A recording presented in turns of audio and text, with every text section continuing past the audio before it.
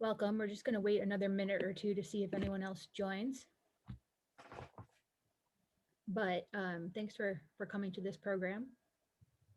And what we're going to do is we're going to have some discussion during this program. So if you've used Zoom and you know how to unmute yourself when you want to answer a question or make a statement or observation, you can do that. Or you can also use your hand raise. And we'll keep an eye on that in the participant list. We'll wait one more minute to see if anyone else shows up. And then we'll get started.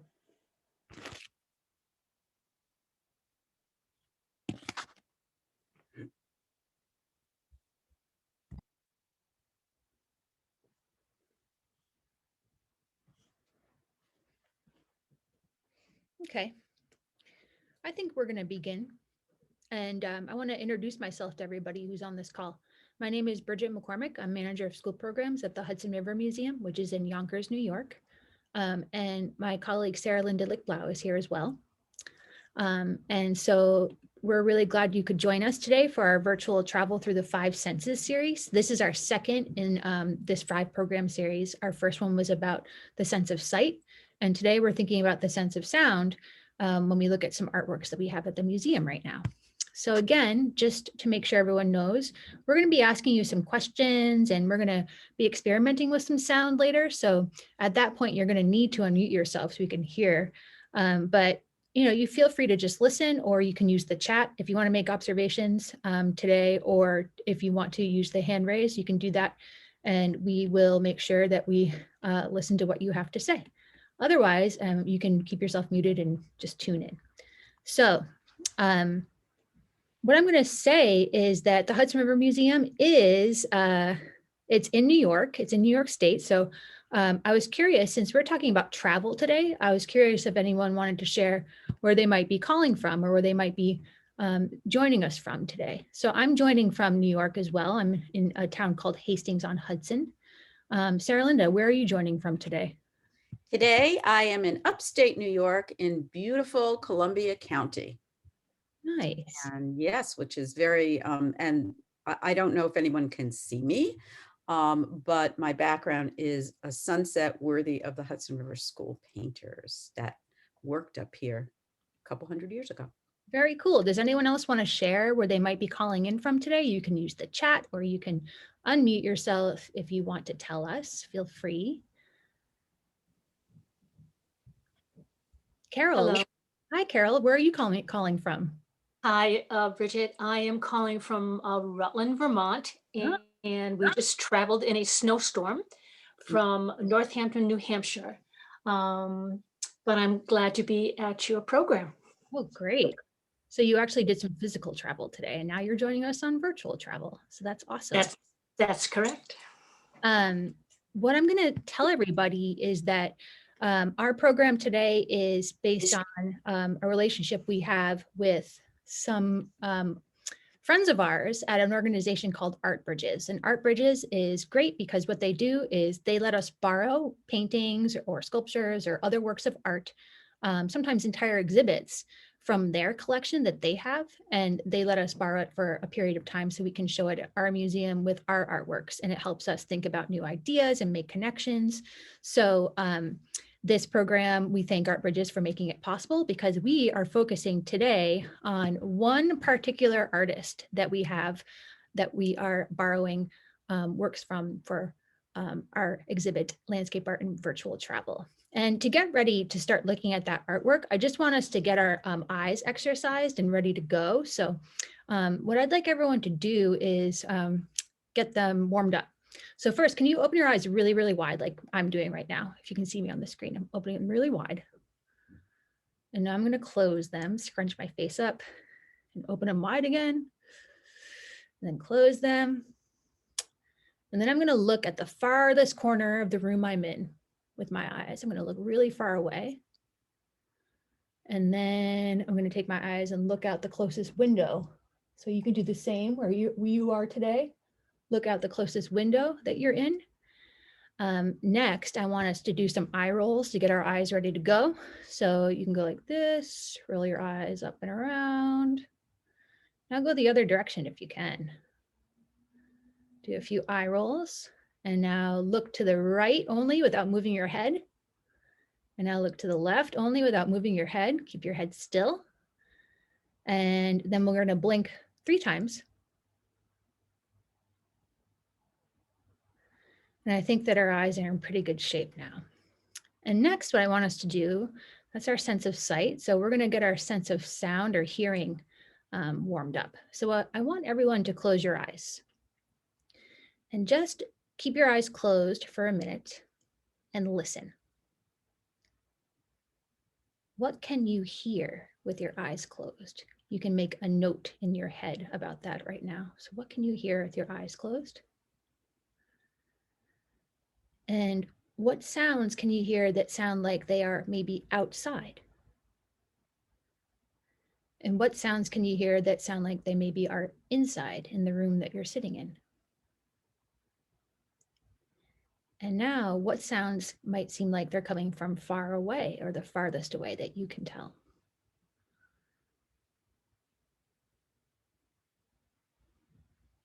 And what sounds might be closer to you? So keep making notes in your head and keep your eyes closed. But maybe you can identify what some of those sounds are. And next, what I want someone to do if they like, or I can do it, or Sarah Linda can do it, is just share maybe some of those sounds that you heard when you're warming up your sense of hearing. So you can use the chat, you can unmute yourself, you can raise your hand, but I know when I had my eyes closed, I could hear a very, very low sound in my apartment because the heat is on a little bit. So it sounded like this. And then I could also hear outside my window some birds chirping, and I can still hear them. And I can also hear from outside what sounds like some cars driving on a road, because I live pretty close to a busy road. So sometimes I can hear that traffic. Sarah Linda, did you hear anything when you were closing your eyes? You know, it's very interesting because it's so quiet where I am. I was listening really, really, really hard. And I noticed 2 things. One, I noticed the sound of silence. Then I noticed that my heat came on, like with a whoosh, because the temperature must have gotten to low enough level so that the thermostat reacted. And then what I really noticed was the sound of my own breathing. So I was going from really close to myself to as far off as I could and noticing how quiet it really was at the moment. So Great. that was my sounds. So it sounds like it's pretty quiet where you are, but you could still hear at least 3 different sounds that were pretty distinct. Carol, did you hear anything from where you are? Yes, so I am upstairs in a bedroom of our house. And from far away, I could hear downstairs a TV.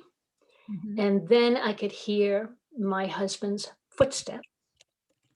And close, the same thing. Sarah Linda heard, it's quiet in this room. And really all I heard was my breathing, which was kind of nice. Does anyone else want to share what you heard when you had your eyes closed and you're just using your sense of sound? You can add to the chat or you can keep thinking about it. But I really like how the 3 of us were hearing different things because we're in different places. And so I want to start showing you artworks that we have on view in the Hudson River Museum. And again, we're borrowing these from our friends at Art Bridges. And we're going to be looking at artworks by one artist today. Her name is Cynthia Daniel. And her works, it's not just one painting, but she actually made 360 different paintings, all part of one big project. And the project is called Light Atlas. And so you can see here on this picture, 2 of the walls, and there are 4 walls covered with these paintings in the museum right now. Oh yeah, I see in the chat, Frederica, who's on the call, she put in the chat that she could hear a child's voice when she did her listening exercise. So that's awesome. We have a lot of different types of sounds already that we can think about. So Cynthia Daniel, she decided to make these paintings in a really interesting way. She did a big road trip. She drove all around the United States, and she was interested in doing that because people have done that before, but she wanted to do it because there hadn't been a lot of artwork or writing or projects that were done by women who did this kind of big journey. So she took this road trip and she drove all over the place. And what she decided to do was to stop every 25 miles and make an image of what it looked like. And so what you see here are some of those 360 paintings that she made. 360 degrees are in a circle if any of you study geometry in school or you're starting to do that. But if you go like this, there's a way to describe a circle as 360 degrees. It's like if you turn around in a full spin, that's 360 degree spin. So she wanted to make a 360 degree kind of version of the United States. And I want to show you a picture of what Cynthia looks like, I should say. So this is the artist, and she's in front of some of her paintings. So you can see they're not very big. They're pretty small. They're about the size of a piece of paper, each of them, and they're all different. So what we're going to do today is we're going to, use our sense of sight like we did at first to warm up. So we're going to look carefully at some of the paintings from this installation, Light Atlas, and we're also going to use our sense of sound, and we're going to think about what it might have sounded like in some of these places. So it's a bit of imagining, but we're going to see if we can figure out some details about what it sounded like when Cynthia was making these different images. You ready to go? So we're going to start our journey. And this is the first painting I want to show you. And I should tell you also that none of these individual works by Cynthia have a name. Just all of them together are called Light Atlas. So what do you see here? What do you see here? Where do you think this place is? Does it seem familiar? Have you seen a place like this before? What do you notice?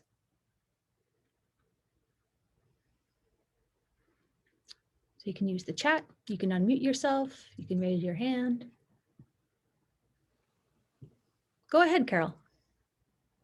It looks like a peaceful forest, and I'd like to be there. Yeah, it looks like a peaceful forest. So what made you say it's a forest? What do you notice that makes you think it's that kind of place?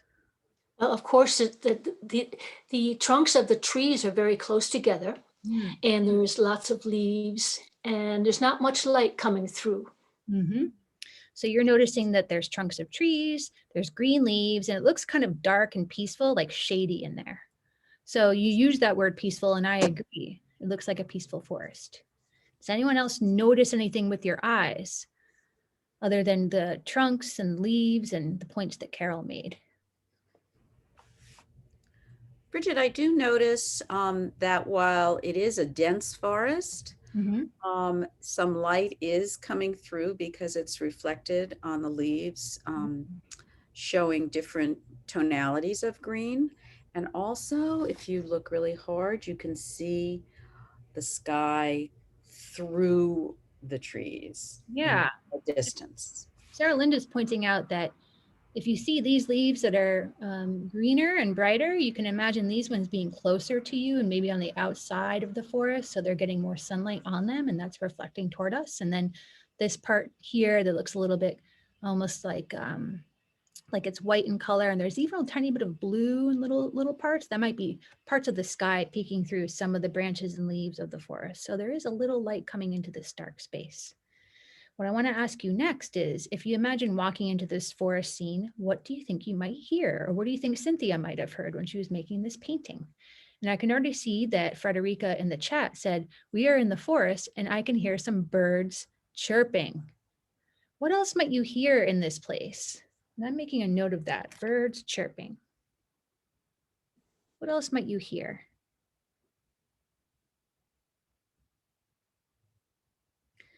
I imagine walking into the forest, and I might, exactly, Sarah Linda, we might hear our footsteps. So maybe you hear your footsteps crunching on leaves or pine needles.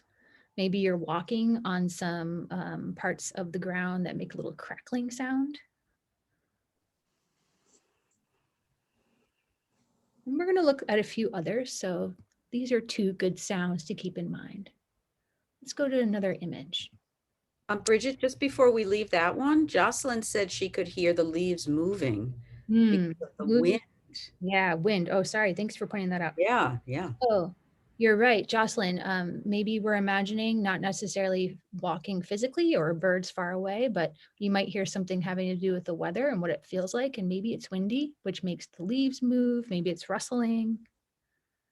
So I'm making a note of that too, because this is going to be handy for us later. And if we go to our next image by Cynthia, this was another stop on her journey. What do you see here, and where do you think she might have been when she made this picture, when she made this image? Any idea?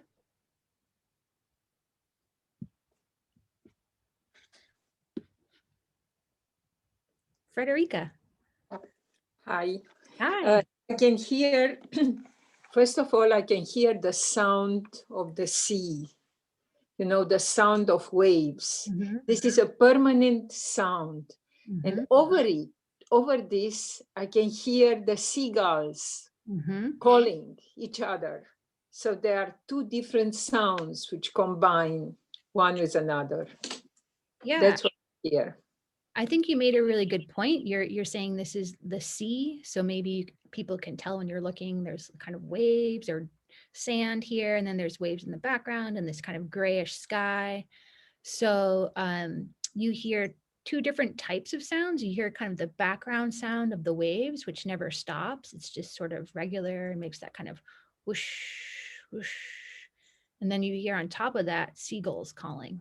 Yes. They're pretty loud and they make a sound that's very different from just the water and the crashing of the waves. So you have two different things here. And Sarah Linda says maybe you can hear the gulls flapping their wings. Anything else you might hear if you were in this place? I just wanted to add to this that seagulls, they travel very, very long distances and they mate for life. That's very interesting. Yeah, they're very special birds. Yeah. All right, let's go to our next one. We have a few different ones to look through. We've heard some different sounds so far. Now we're in a totally different location. And some of you might recognize this location or the skyline, which is what you call the images and the view that you see when there's a city or buildings. So if you're in a place like this, where there's lots of buildings, there might be more people, what do you think you might hear if you're in a location like this? And what do you notice about the image? And imagine what you might hear if you were in this place.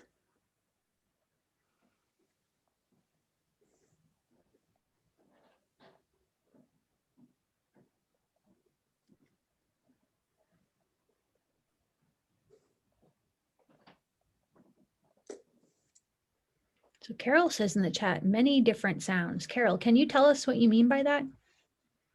Well, you would think that with that nice water, you just hear the beautiful sound of the water. But now, knowing that you're near a big city, you're going to hear all the city noises too, I would think. So you may hear traffic, you may hear people, you know, you'll hear voices, you may hear the wind. I just think there'd be a lot of different noises and sounds. I think you're right. I think it's interesting that you pointed out the water in the front or in the foreground of this painting. That's closest to us, and the foreground looks pretty calm. You know, there's a little bit of a ripple and the waves look kind of small, but that gives you, when you look at it, a calm feeling. And then you look in the back and you see all sorts of buildings and you know that you're probably hearing all sorts of stuff. Traffic, maybe you hear honking, maybe you hear big trucks, maybe you're hearing city sounds of construction. Maybe you hear people talking near you because cities have lots of people in them. Anduela says in the chat, sound pollution. That's a very interesting phrase. And there would be too many sounds to identify any specific one. So sometimes you're just in a place that's very busy with lots of people and lots of activity and lots of stuff happening. And sound pollution is just when that place is just loud. It's probably the opposite of maybe what Sarah Linda was describing being where she is today, or even Carol describing where she is today, where there's not a lot of sounds at all. You hear the sounds of silence. So I think that's a really interesting phrase that you brought up, sound pollution. Any other suggestions or thoughts about sounds in this space? This this looks like you know, a view from a ferry with crosses from, let's say, Governor's Island or Liberty Island to the south tip of Manhattan. So when you're on a ferry, you always hear the sound of the engine. You know, it's a constant sound. And over this, you can hear people's voices. And I'm not sure I hear the city, but there is a continuous loud sound. This is the ferry sound. Right. So if you're imagining, maybe, you know, I think that that's One World Trade Center right in the middle there. And I think if this is maybe a ferry, maybe it's the Staten Island ferry. That's kind of a scene you might see from that vessel. And if anyone has ever ridden that, it's big and orange. But you're right, it makes the kind of engine sound from the boat itself or the ferry itself. Alexandria in the chat says, I would hear people.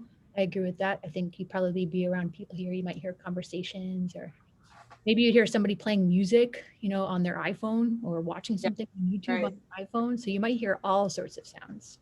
Bridget, you know, also I love the idea of the ferry, and it's very poetic, thinking about Walt Whitman crossing from Brooklyn, for example. But to add to what Frederica said, like if you're in the ferry, you also are going to hear the slap of the waves, you know, as the ferry cuts through the waves, sort of crosswise, you know, you have that slap against the hull of the boat, which is pretty continuous. Great. So we're getting some really good sounds in this scene. You know what's interesting? I wanted people to think about this. You know, Alexandria did say in the chat, I would hear people, and we've been talking about how you might hear conversations here. But did Cynthia actually paint any people that you can see?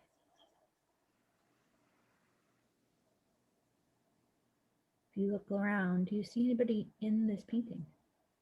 No. Yeah, so that's kind of interesting. Just think about that.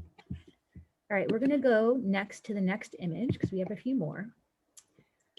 Here's another painting with a lot of stuff going on, but what kind of area or location do you think this might be? And where was Cynthia when she painted this? What was she looking at?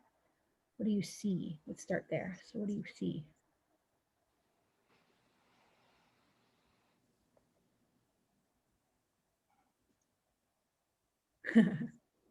I agree, Sarah Linda.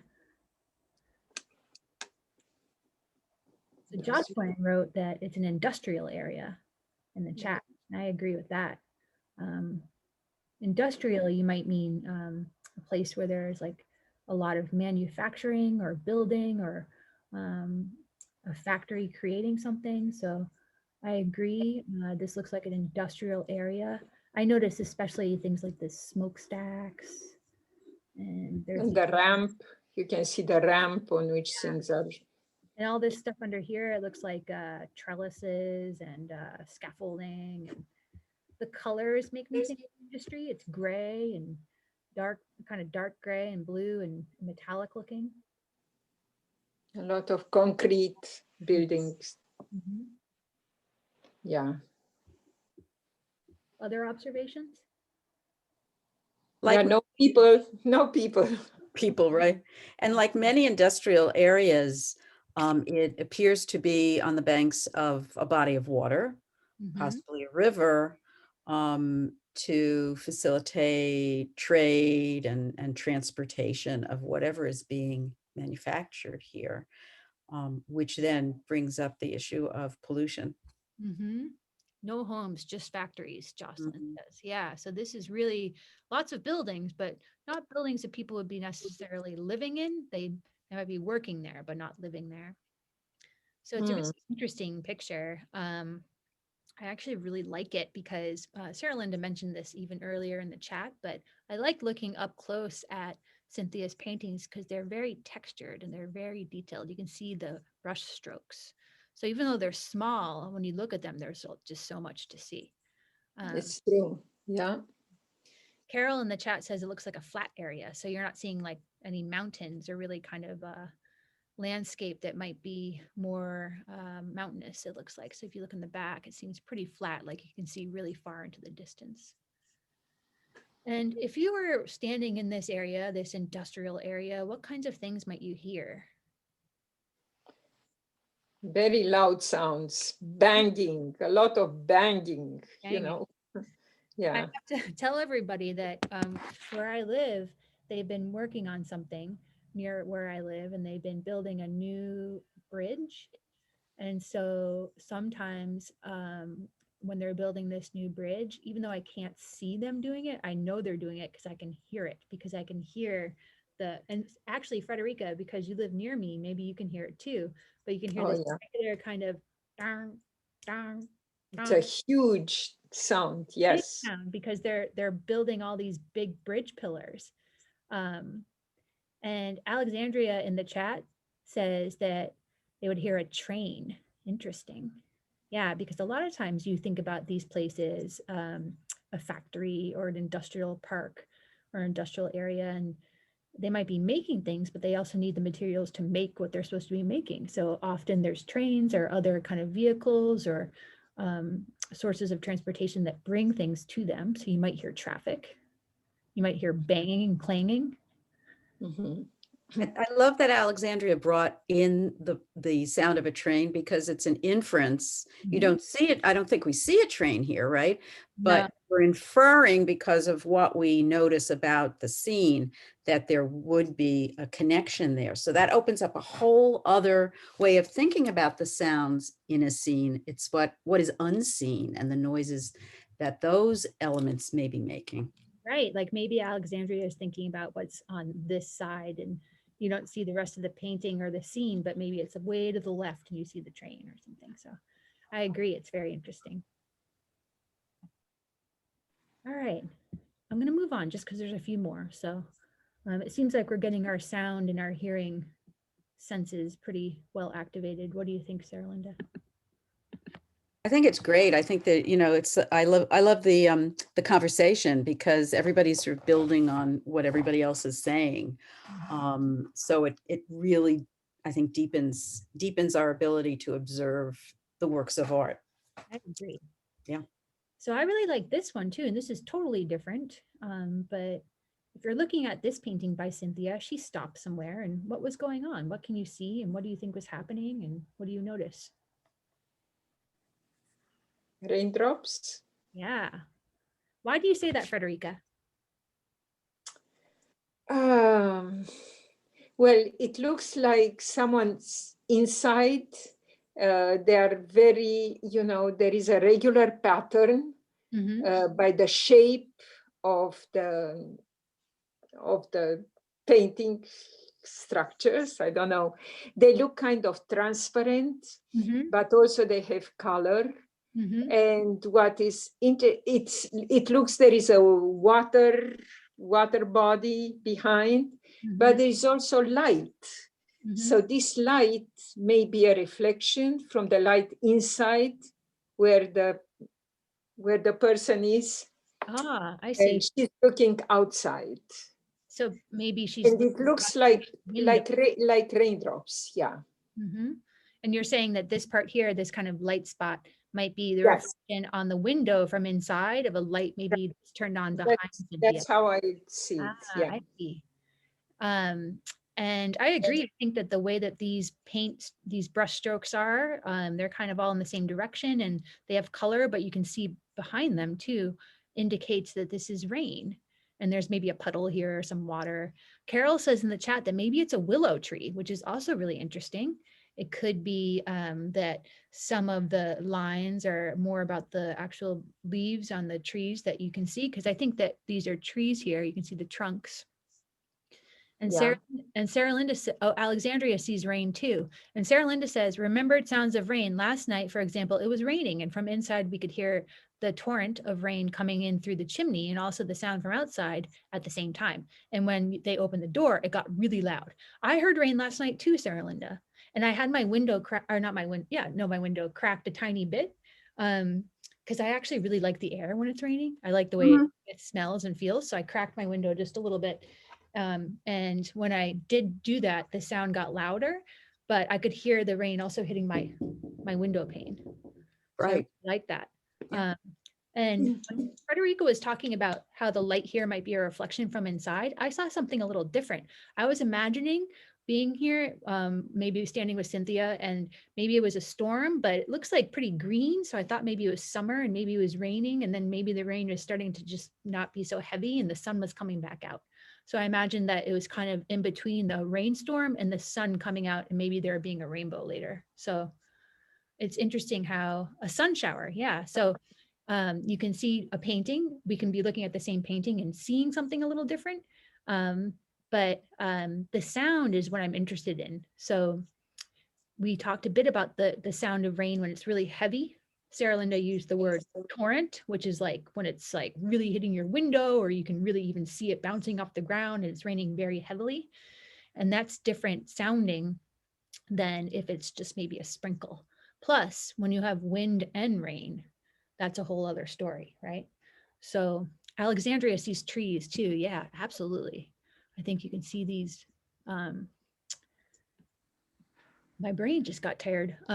You can see the tree trunks here, and you can see some raindrops in front of it, but you can still see those tree trunks, and there's like a bank. You know, maybe there's like a willow over here. Maybe it's just thick undergrowth. We don't know. This to me looked like a sidewalk, a path. But think about that sound of rain, you know, and how there's different types of rain sounds, but it's generally kind of like, you can hear my tapping. So weather makes sounds. Alexandria thinks this might be a sun too, coming through the clouds. Should we move on to another sound painting? Yes, Sarah Linda, good point. Sarah Linda wrote in the chat that sometimes the wind comes first, or the wind announces the oncoming storm, and you might even notice the wind will blow in the clouds. So all of a sudden it might get kind of dark and cloudy, and you're like, uh-oh, I think it's gonna rain, right? But maybe you hear that wind first. So weather has sounds for sure. I really like this one a lot. So I don't know what people see here, but what do you notice in this painting? You see cows, lots of cows. Lots of cows. Yep. So in the painting, this is called the foreground. Again, it's closest to us is like grass. And in the middle ground, you have lots of cows. That's in the middle. Yeah. And if you look toward the background, you see some farm buildings, right? Yeah, Jocelyn, exactly. A farm setting. And so we have cows here, and they're in their field or their pasture. And I was going to ask, you know, what you might hear if you were standing here on this grass looking at this group of cows. What do you think you might hear? Sarah Linda wrote in the chat, moo, which I think is absolutely true. What else might you hear if you're around this group of cows? I was eating the grass. Okay. Oops, sorry, we're back in the rainstorm. There we go. I love the rain. Yeah. If you get very close to a cow, sometimes you can hear them chewing. Anduela in the chat says the sound of grass scrunching when you step on it. Yeah, so maybe if you get closer, you imagine walking up to this fence and getting closer to this cow who's looking right at us here. You might hear your footsteps in the grass. Has anyone ever stepped on grass that's really dry because it hasn't rained for a while? Yes, definitely. If you step on that grass, that kind of dry grass, does it make a distinct sound versus if you step on grass like this that looks pretty green and lush? I'm just curious. Yes, it does, definitely. This grass, because it's green, I feel like the sound would be a little gentler than if you stepped on like brown, dried out grass. I'm just thinking about my experience walking on grass. That's true. Any other sounds in this scene that you might hear?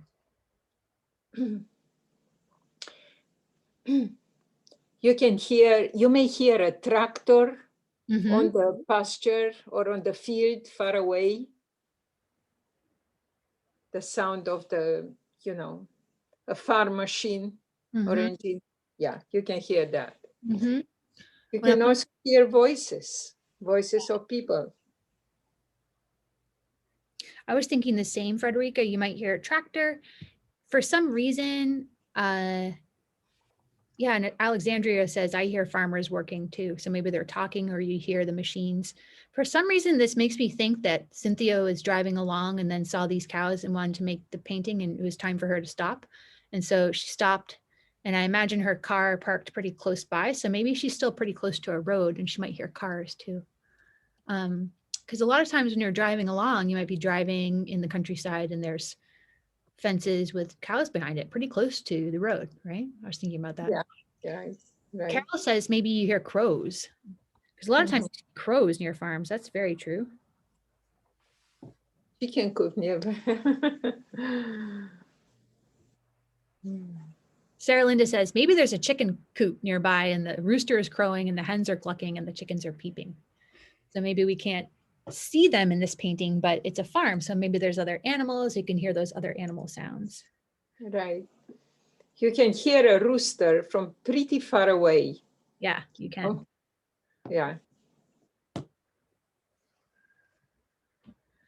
Shall we take a little trip from the farm and see what's next? Ooh, Yeah, this one's a fun one. that's a great one. Great picture. I love that. Me too. So you can observe first with your eyes and tell us what you might see going on in this picture, what you notice, and then maybe you could think about your sense of hearing and sound and what you might hear if you were here painting with Cynthia.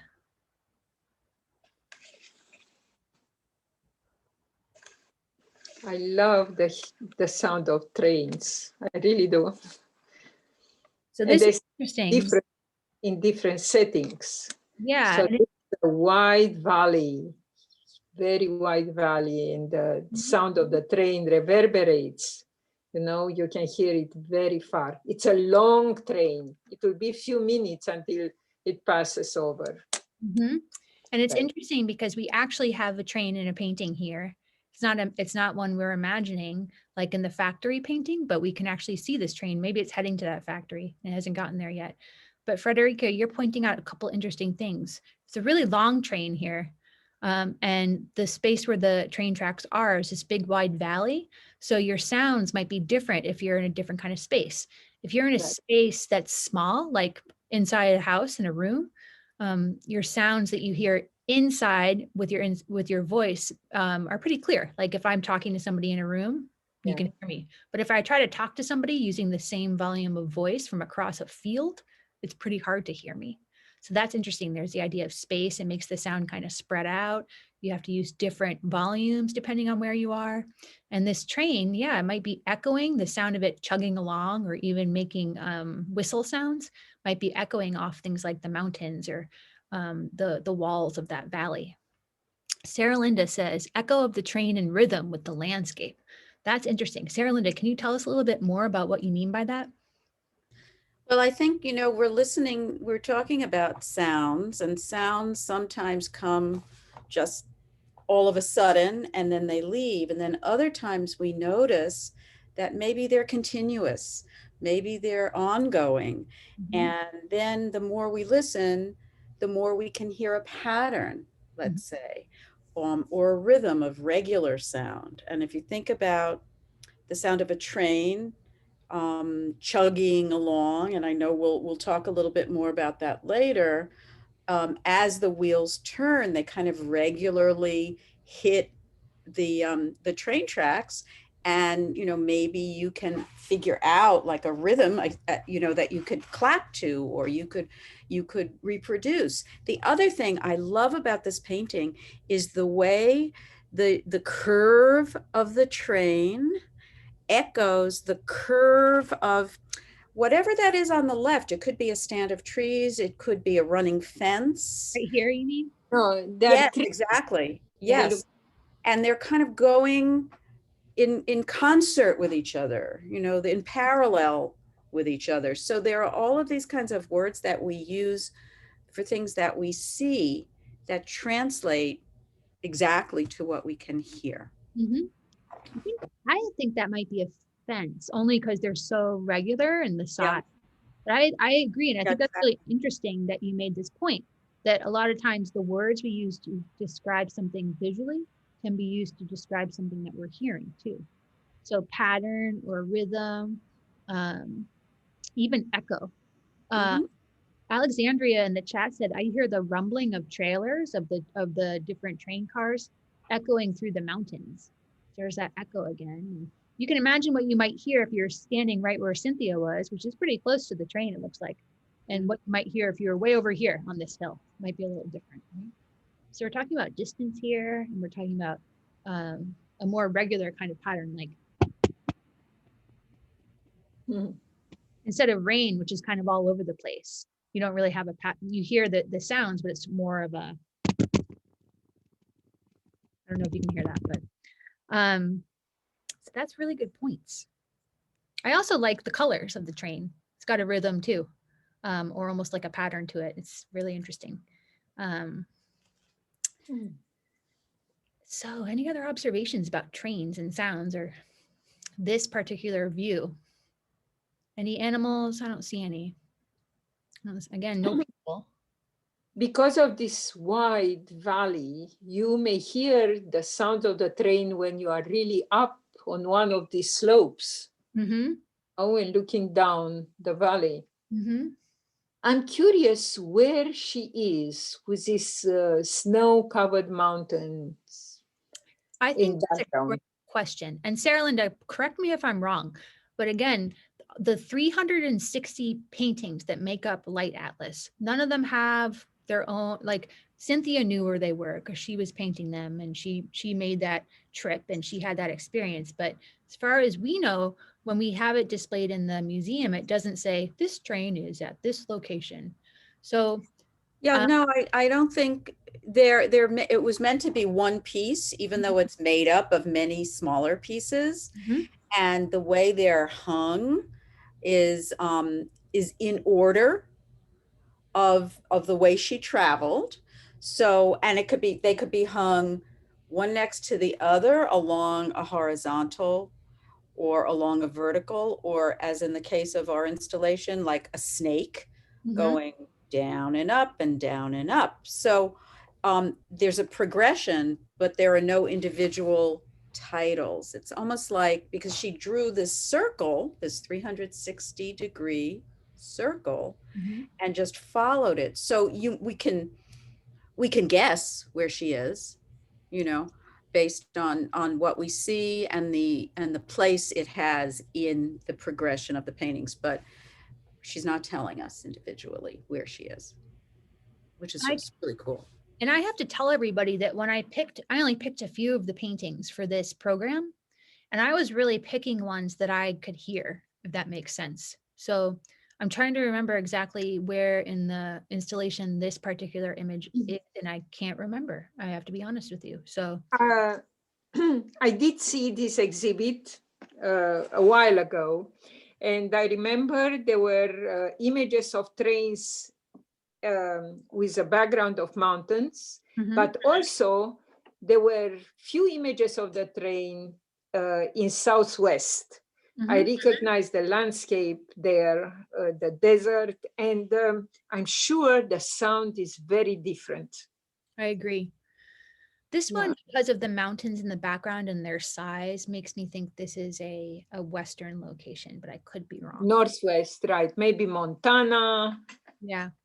I don't think she reached to Alaska. I don't think so. No. Carol in the chat asked a question that I think is interesting. She says, would she have wanted us to follow? And I think that part of the reason that Cynthia did this work with all these different paintings was to get us to go on this kind of journey. So I kind of think the answer is yes. Very nice. Yeah. it is an invitation to visit new places. It is. Oh, so beautiful. Oh, So this, I think this might be my last picture before we try a little experiment, but you know, you can see, you can tell us what you notice in this and then maybe what you could hear in this location, if you like.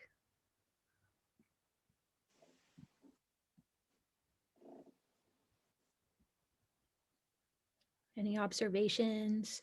It could be visual observations or sound observations, because I think we're pretty practiced at that now.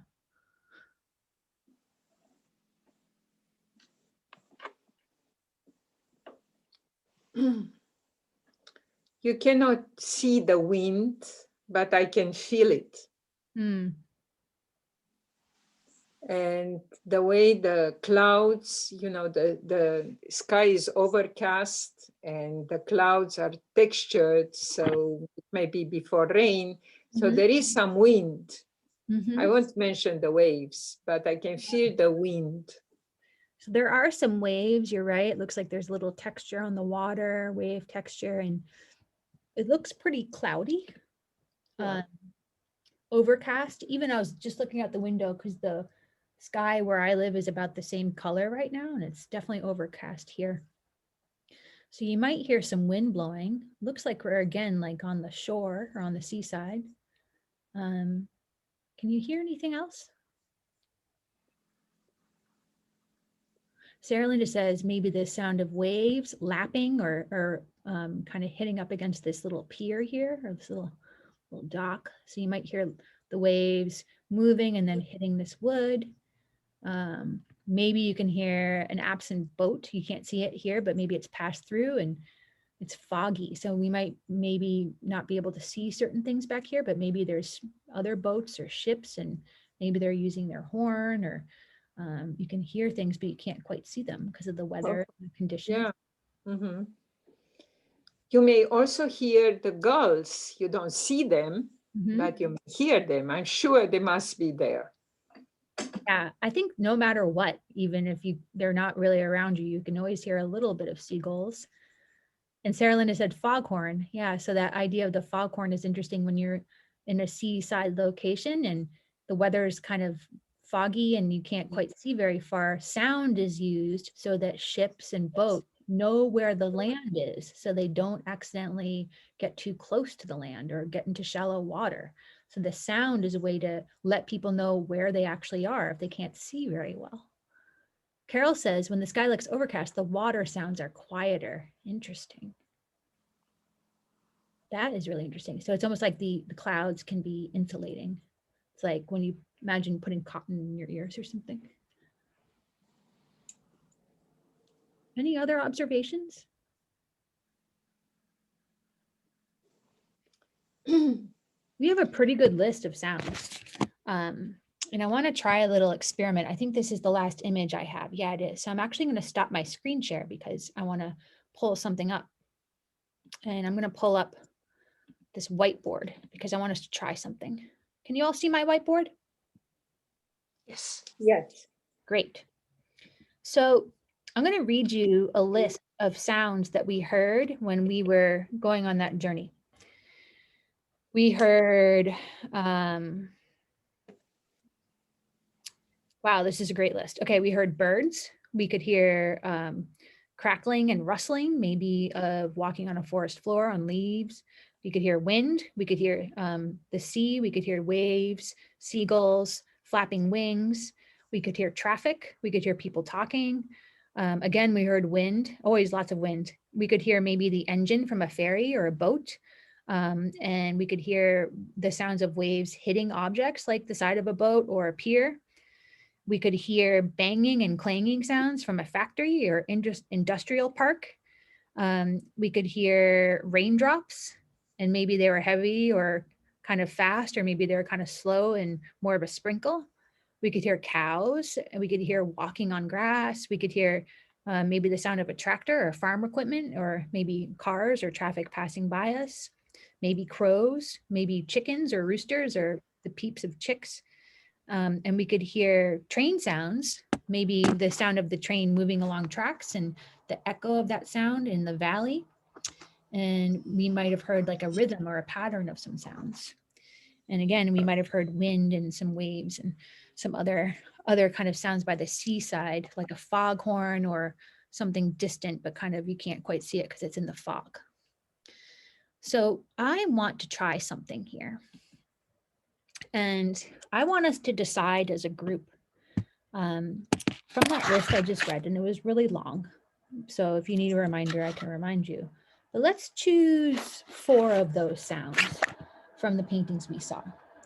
So let's choose 4 of them. And you know, anyone can share out in the chat, or you can unmute yourself if you have a sound that you want to add to our list here, because this is a little experiment we're going to do.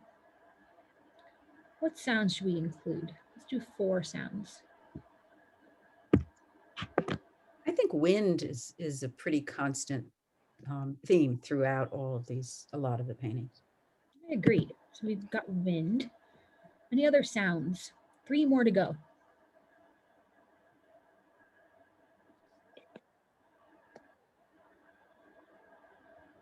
It's up to you. I don't want to tell you, so I'll read the list again if you want a reminder. We had maybe birds, seagulls, traffic, people talking, raindrops, cows, banging and clanging of a factory, and the chugga chugga chug of a train, crows, chickens. So what other sounds should we add here? We have 1.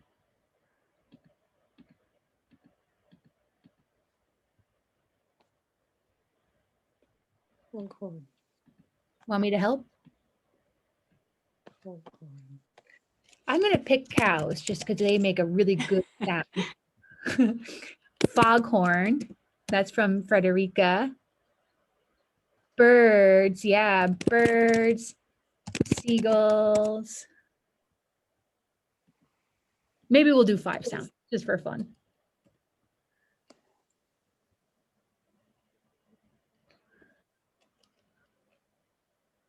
Train. Train.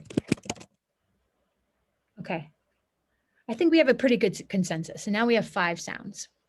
So now what I'm going to do is I am going to ask people to take charge of one of these sounds. And I know this is tricky, but let's see. Oh, Alexandria has to go. Alexandria, thanks for coming. You have another appointment. You can check our recording later if you want to see what we're going to do with these sounds, but we're going to experiment with composing. So we'll upload it later to our YouTube or to our Facebook. For a wind sound, does anyone want to kind of give us a sample idea of what a wind sound could be? Sure. Go ahead.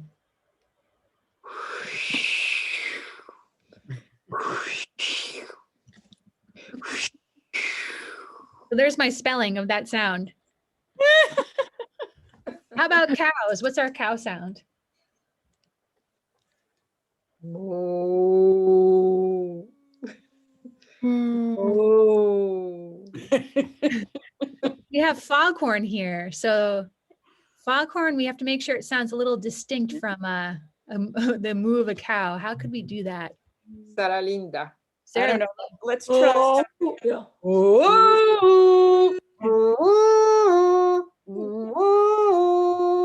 Okay. Then we have birds. Who wants to be a seagull, or maybe tell us what a seagull sounds like? That's hard. It is hard. It's like no, Yes, like yeah. know that. It's like and then how about train? What might that sound like?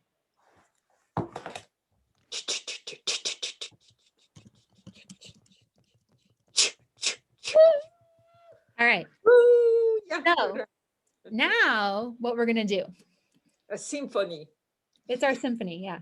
So they are in order. Number 1 is wind. Number 2 is cows. I'm gonna make a 1. Sorry, this is so weird. It's like it's not quite like typing on a. Oops. It's not quite like typing on a Word documents, so excuse the layout, but they each are going to have a number here. Can you see that 3 okay? Let's make that slider. 3. Let's move this over as well. 4. And then we have 5.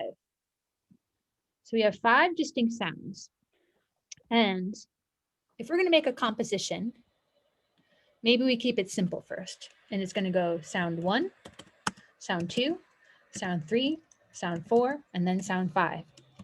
And then we can repeat it. Should we try it? Bridget, I have a question. Yeah. Shall we unmute everybody?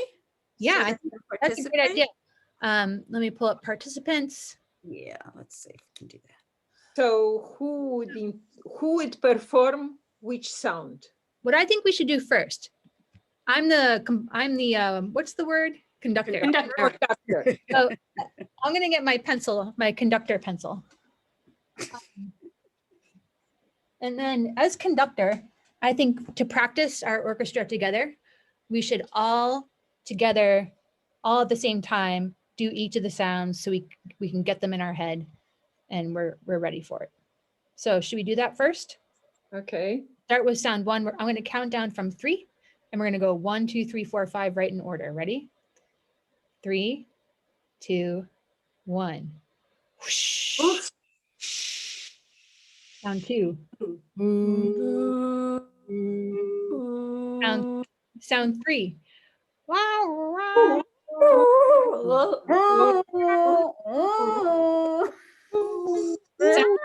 Sound 4.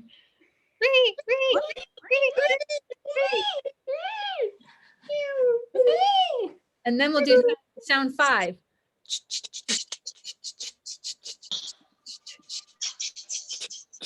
Nice. All right, so that's our practice round. And don't worry, this is really the first time we've worked together as an orchestra, so don't worry how it sounds. But what I'm going to do next is ask for someone to give me an idea of a composition by mixing up what sounds go in what order, and you can even think about repeating a sound. So by that, I mean, maybe you want to go 1, 1, 3, 5. So it's 2 wind sounds, 1 foghorn, and then the train. Let's try that, something like that. Does anyone want to share out a combination that we can test as a group again? I think the cows and the train. All right, Can so go you're saying together. 2 and 5. Yeah. And So I'm not sure about the wind. yeah, so It's a continuous sound. But the train seems, because it's so rhythmical, yeah, you know, it can be the percussion. you're right. And maybe in that sense, Frederica, do you want to let's maybe ask Frederica and Sarah Linda, I'm putting you on the spot, to be the performers for this second composition. So Frederica, you're going to be sound 5, the train. Sarah Linda, you're going to be sound 2, the cows. I'm ready. I'm ready. And you're going to both do the sounds at the same time. Okay. So I'm going to count down again and do my conducting, and we're going to see what this composition sounds like. Are you ready? Yes. Okay. 3, 2, 1. Ooh. Moo. Moo.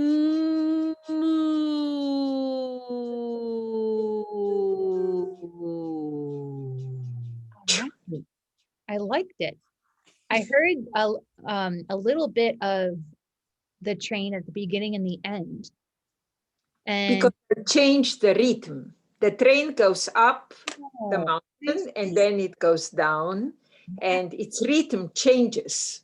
I see. So you're actually in the train painting and you're making it louder and quieter depending on how far away it was or where it was in the landscape. Cool. Actually, not louder and quieter, but the times between that sound, the frequency changes. Got it. Because landscape. How interesting. let's do another composition. So let's do 2 more sounds. That seems to work pretty well. Anyone have an idea of what we should do? You know, the foghorn, I think it sounds like that.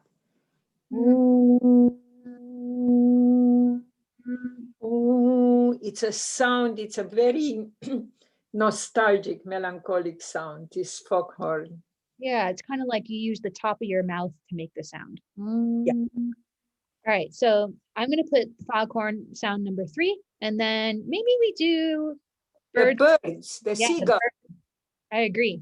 And Frederica and Sarah Linda, since you were both part of the last composition, I'm going to ask a different participant or 2 to do this composition.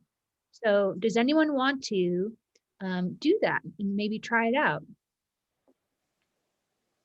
Carol, do you want to? Of course. All right. So Carol, do you have a preference? Do you want to be a foghorn or a seagull?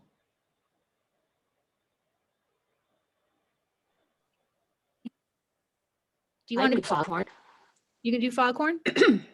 Oh, sure. Okay, so you're foghorn. I'll be seagull. We'll see if anybody else wants to join later, but let's do it again at the same time, okay? So I'm going to count down from 3, and then Carol will be a foghorn, and I will be a seagull. You ready? 3, 2, 1.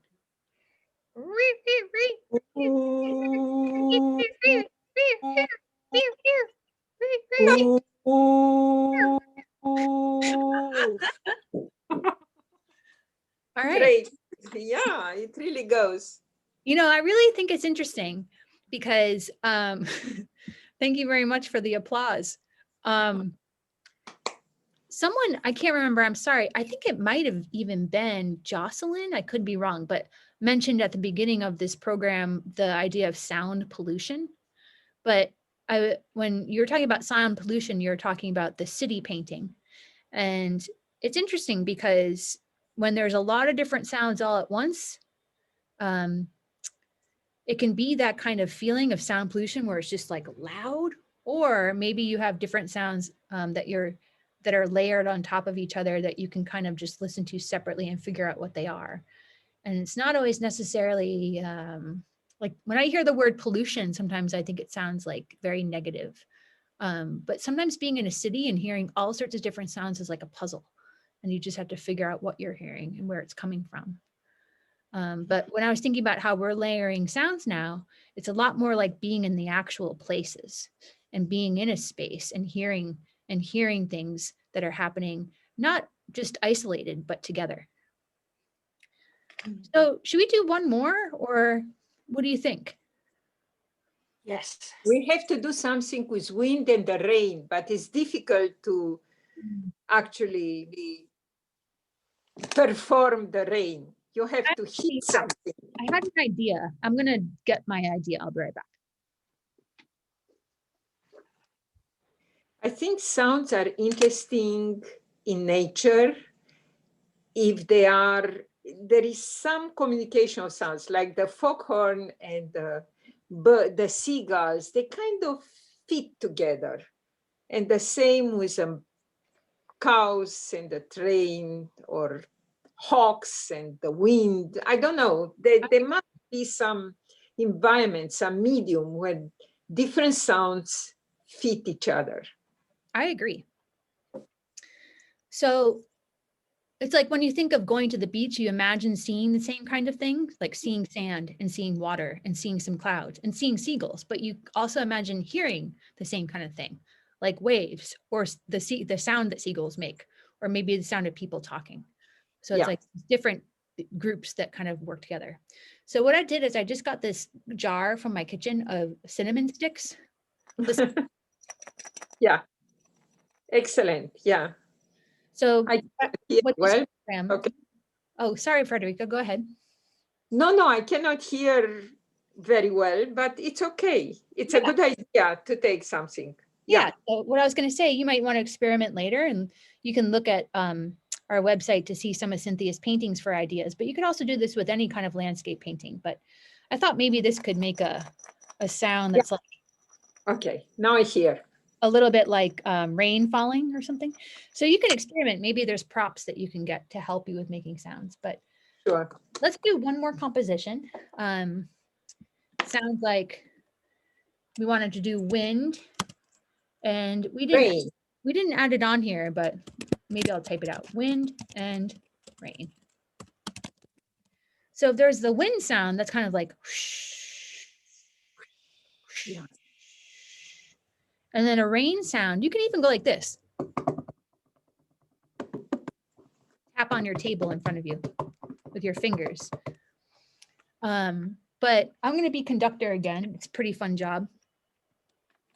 And I think everyone can do this all at once if you'd like to. You can also keep yourself muted and just listen. But let's end with having this weather sound symphony composition and orchestra performance. Are you ready?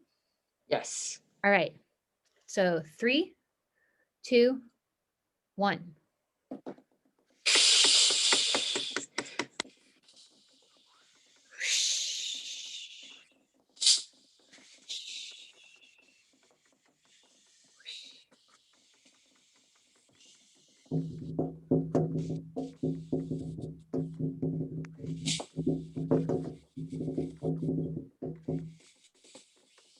All right. Okay.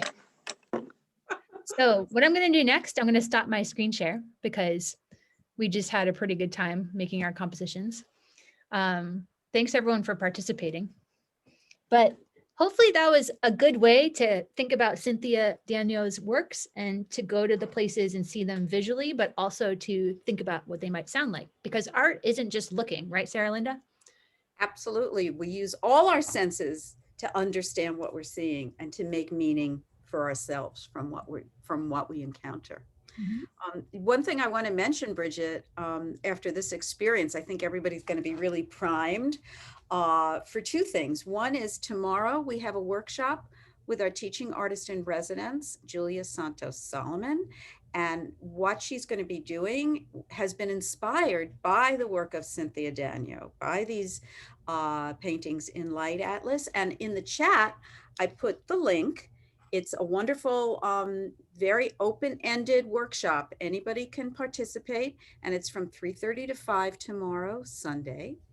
And I also put in the chat earlier on a link to a video of a program that the artist did with us about postcards from America. So you will get to see some more images and also hear her writing and her poetry, which is also just as beautiful as her paintings. And I wanted to thank Bridget for this wonderful, really fun and really illuminating workshop, illuminating not just visually, but I guess we'd say orally.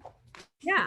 For our ears. That was really fun. Thanks, everybody. It's one of those workshops where we needed some participants. So thanks for participating. Thank you very, very much. It was very inspiring. Thank you. And hopefully we'll see you in person sooner than later. But like Sarah Linda said, if not, we'll see you virtually at some other programs we have planned. Thank you. Thank you all for coming. Sure. Hope to see you again soon. Thank you again, Bridget. Thank you so much. Bye-bye. Bye-bye. Bye. Bye. Share. And